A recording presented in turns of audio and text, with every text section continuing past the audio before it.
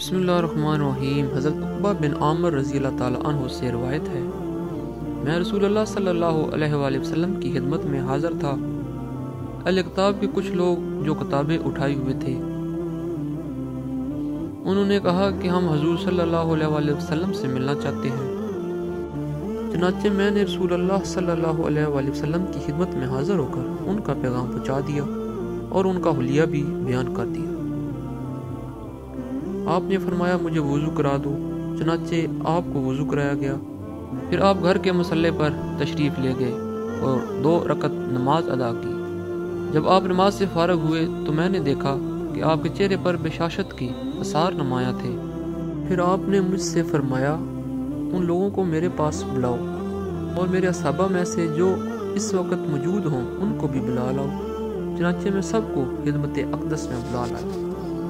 جب اہل کتاب آپ صلی اللہ علیہ وسلم کی خدمت میں پیش کیے گئے تو آپ نے فرمایا جو کچھ تم مجھ سے پوچھنا چاہتے ہو، اگر تم چاہو تو میں تمہارے سوال کیے بغیر بتلا دوں، اور اگر تم چاہو تو خود سوال کر لو۔ ان لوگوں نے کہا آپ خود ہی ابتدا فرما دیں۔ آپ صلی اللہ علیہ وسلم نے فرمایا تم لوگ مجھ سے ذوالقرنین کے بارے میں سوال کرنا چاہتے ہو، لہٰذا میں تم کو بتلاتا ہوں جو کچھ تمہاری کتابوں میں ان کے بارے میں لکھا ہوا ہے۔ وہ یہ ہے کہ ذوالقرنین ایک رومی لڑکا تھا، اللہ تعالیٰ نے اس کو سلطنت عطا فرمائی۔ پھر وہ بلاد مصر کے ساحل پر پہنچا، وہاں ایک شہر آباد کیا جس کا نام اسکندریہ رکھا۔ جب وہ اس کام سے فارغ ہوا تو اس کے پاس ایک فرشتہ آیا جو اس کو روح بقبلہ کر کے آسمان کی طرف لے کر اڑ گیا۔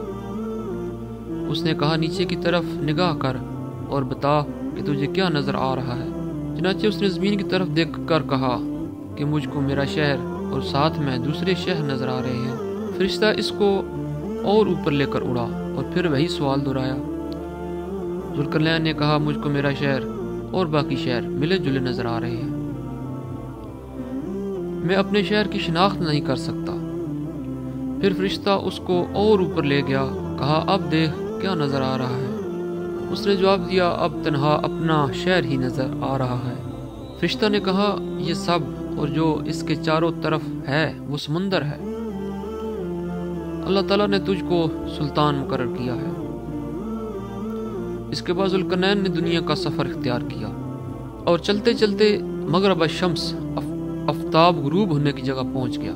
پھر وہاں سے چل کر مطلع الشمس یعنی پورب کی طرف جا پہنچا۔ وہاں سے چل کر سدین یعنی 2 دیواروں پر پہنچا جو 2 پہاڑ تھے اور اتنے نرم تھے جو چیز ان سے مس کرتی وہ ان سے چپک جاتی۔ اس کے بعد اس نے دیوار تعمیر کی اور وہ یاجوج ماجوج کے پاس جا پہنچا اور ان کو دیگر مخلوق سے جدا کیا۔ پھر بعد ازاں اس کا گزر ایسی قوم پر ہوا جن کے چہرے کتوں کے مشابہ تھے اور وہ یاجوج ماجوج سے قتال کیا کرتے تھے، چنانچہ ان کو بھی جدا جدا کیا۔